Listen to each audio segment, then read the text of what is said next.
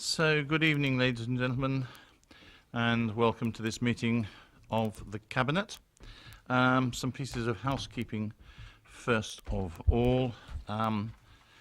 Just to advise you that for fire alarm precautions, there are no fire alarms scheduled for this evening. Therefore, if the fire alarm sounds, please leave the building immediately. The fire exits are located at the rear and side of this room. Go down the stairs, meet in War Memorial Park. Can I also remind you that the meeting is being webcast. I'm assuming that it is on. I got a nod there, so it's on. And mobile phones, can you please make sure that your phones are on silent and preferably not sitting on the table so we pick up the vibrations of them at the same time, because if they're on vibrate, because that's just as annoying. Right. Next is on the agenda is apologies, and we are all present and correct. So there are no apologies. Declarations of interest. Anybody? Councillor Mrs. Reid. Thank you, Leader. On item 7, the Begwood Community Centre, I would declare a personal interest. I'm a member of the Hatch Warren Community Association, which is mentioned in terms of potentially running the Begwood Centre once it's delivered. So I'm advised I have a personal but not a pecuniary interest, so I may still take part. Anybody else? Nope. Okay. Then we have two sets of minutes for the meetings of the 18th and 26th of July, which you will have seen separately. Are there any issues arising, first of all, from the 18th of July? Anybody wishes to raise? Nope. And secondly, the 26th? Nope. Then I shall sign those during the course of the meeting and let you have them at a later stage. So we now move to item 5 on the agenda, which is a motion which was referred from Council on the subject of EU residency. The motion was asking, in brief terms, to summarise it, that Council was concerned about various comments made that might have increased anxiety felt by EU citizens living in the UK and also by British citizens living in the EU, particularly because it might have the result of the Brexit might have an effect on putting residency rights of EU citizens in doubt. The request was that full council needed to play its part in giving these residents certainty of their position, and though I think, if I remember the debate correctly, there was some questioning of how exactly council could do this, since this was a government issue. But council did ask that I should write to the Prime Minister and express our concern that there should be a clear and unambiguous statement that there should be no changes on residency, either for EU citizens living in the UK or of British citizens living in the EU, which I have duly done. And as of this moment, I've not had a response from the Prime Minister, but no doubt she's had other things to do in the meanwhile. I think probably that is as far as we need to go. But Councillor Bound, this is your area. Do you wish to take it up from there? Just to say, Leader, I absolutely agree with you that there probably isn't any more action that we need to do at this point, only just to underline the value that we put on the EU residents that are part of our communities here in the borough. And it's clearly coming up for 3 months since the referendum vote. And the further we get into the future from the vote, it becomes a little bit clearer as far as the specifics. A plan seems to be emerging, and perhaps the emotions are dying down, and therefore we can sort of wait for more precise details as far as what happens, look at the opportunities that it presents our borough, look at how we support our EU citizens that are here in the borough, and look forward to having as much uncertainty removed as possible. Thank you. Anybody else wish to comment? If not, then I think what we'll agree is that the will of council was fairly clear on this, that it had genuine concerns, that both sides of the channel, as it were, should be equally, or those living on both sides of the channel should be equally well protected, and because this is dealing, uncertainty in particular when it deals with personal circumstances is always the most worrying. We should keep a watching brief on developments, and if there are actions that we feel it appropriate to take at that stage, then we should do so. But I don't think there's anything more that we could realistically do at this stage, other than possibly spend an awful lot of time just debating an issue for the sake of debating it. Good. Then let's move on to item 6, which is the arrival of a new housing and homelessness strategy for 2016 to 2020. And I have great pleasure in handing this over to the Deputy Leader for Cabinet of the Cabinet and Council. Thank you, Leader. So yes, we have a revised housing and homelessness strategy in front of us. Before I just say a few words about it, I'd like to once again put on record my thanks to our excellent officer team for once again exemplary work on this, particularly Kate Randall, who's been the lead officer, and Erin Cahill, who led the public consultation for us as well. And I'm very, very grateful to them for the work they've done on this. So the recommendation is on page 11, which recommends that we endorse the strategy and recommend its adoption by full council, that we endorse also certain delegated authorities for certain items as we move forward, and also that the reviewed strategy will seek to ensure current and future homelessness prevention grant received from the government will be earmarked for homelessness prevention measures.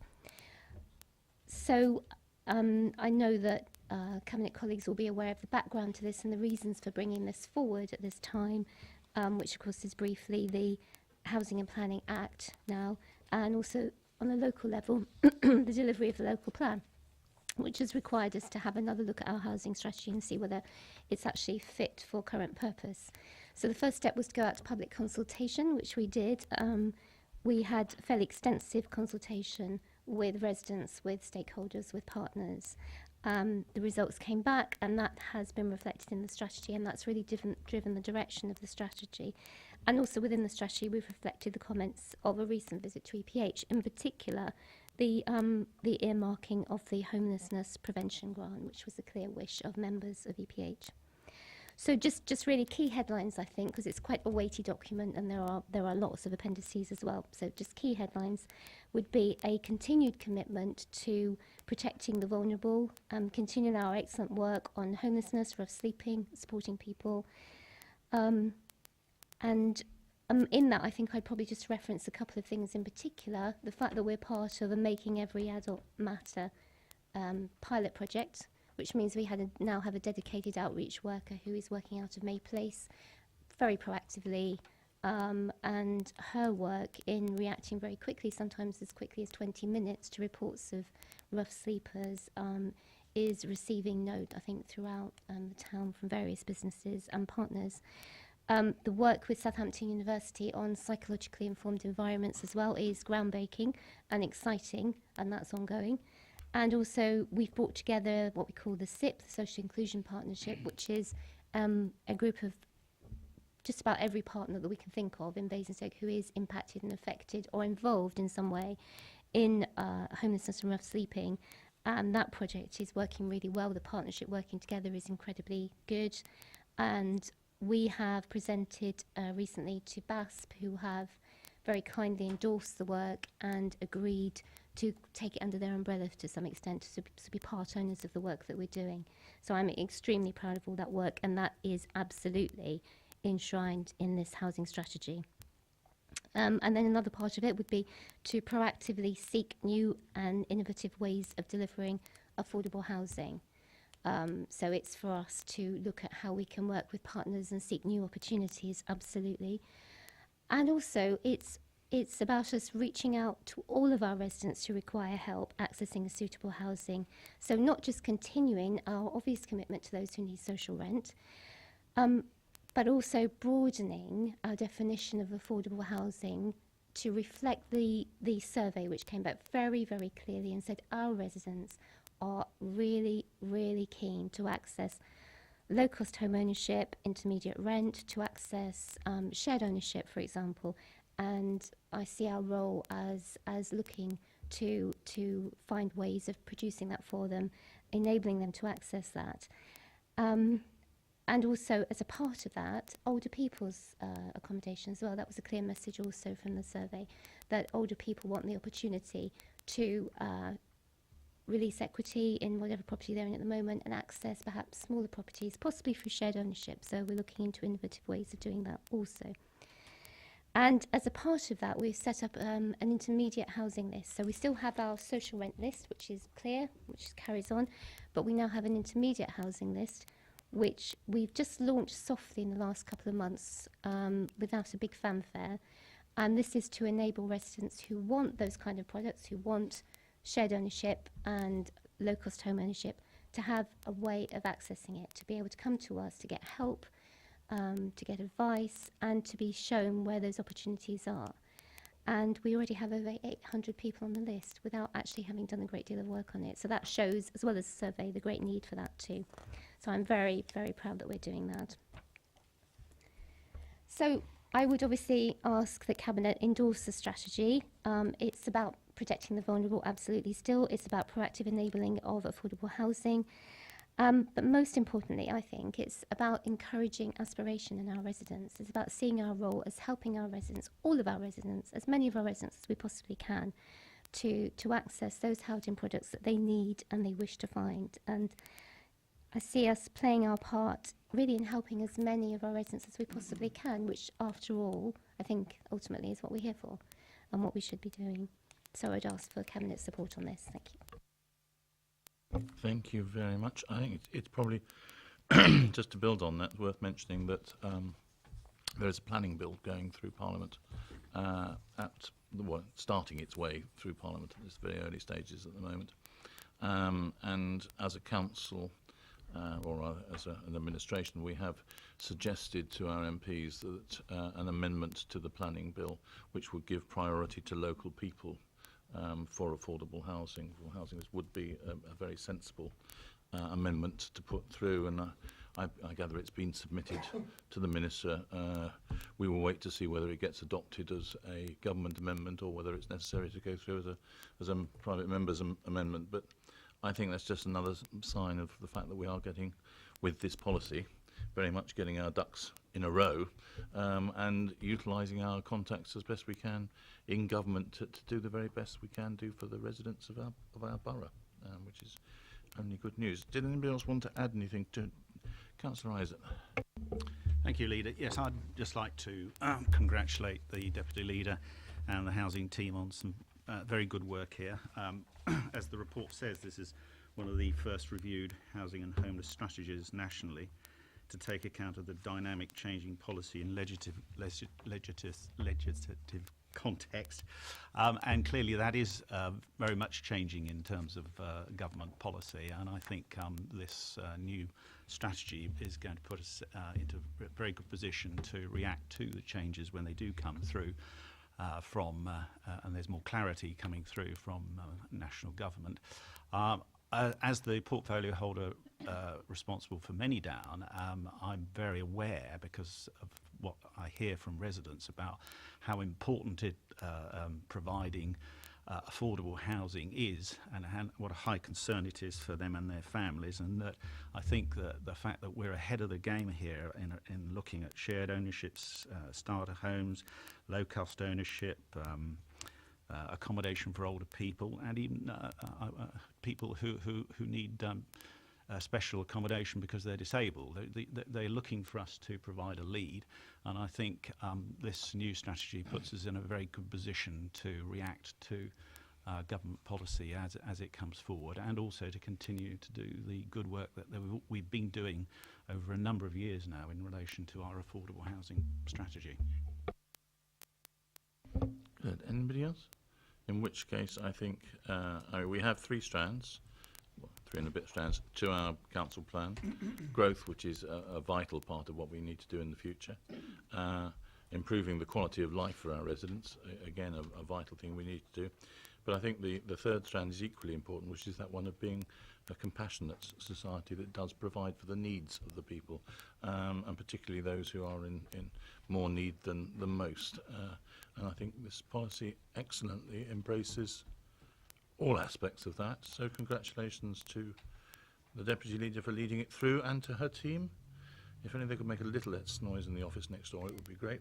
But other than that, I think they've done extremely well to have got this far, and I hope and trust that Council will be equally appreciative of the work that's gone on. Now, can I just remind members tonight that what we're doing is we're making a decision that we endorse the proposed housing strategy, and we are noting the reviewed strategy will seek to ensure current and future homelessness prevention, etc. Having decided that, the recommendation is that Council should adopt this view, both in terms of the housing strategy and also that it should delegate authority for approving details of the approaches to the relevant Executive Director of the Borough Services with the Deputy Leader, oblique portfolio holder, in cases where specific delivery approach is needed, and as long as it's within the budget, the Council's budget and policy framework that's being considered at the relevant policy committee, and is not a decision reserved to full Council by statute.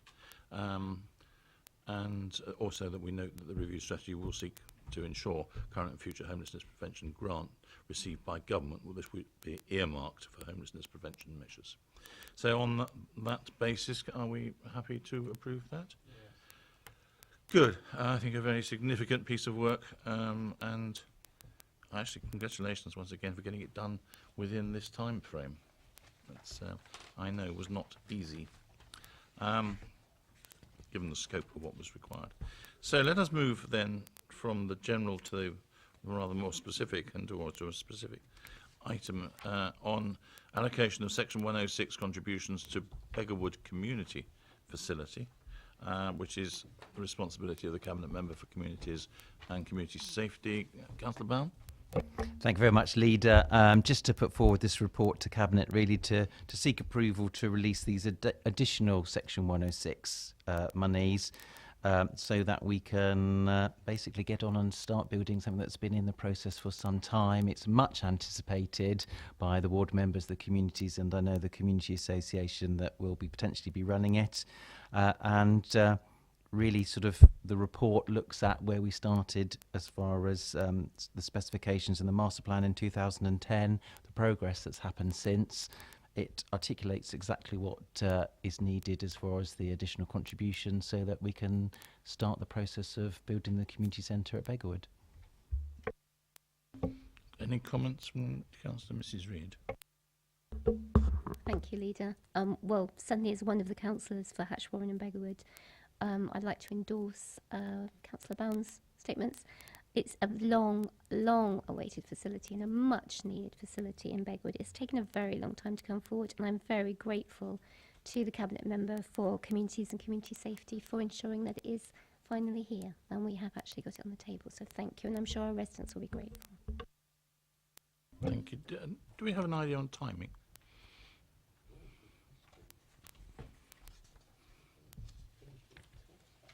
No, well, that's why I was asking the question. One would hope that they will get on and do it as quickly as possible. I believe, from memory, although it's not in the report, that the construction time is between 11 and 12 months, and of course there is then a sort of set-up time, which is about 3 or 4 months. It does say in the conclusions. Here, it says it on page 72. It's paragraph 7. There we go. 12 months, I would say. I remember 12 months. Be completed by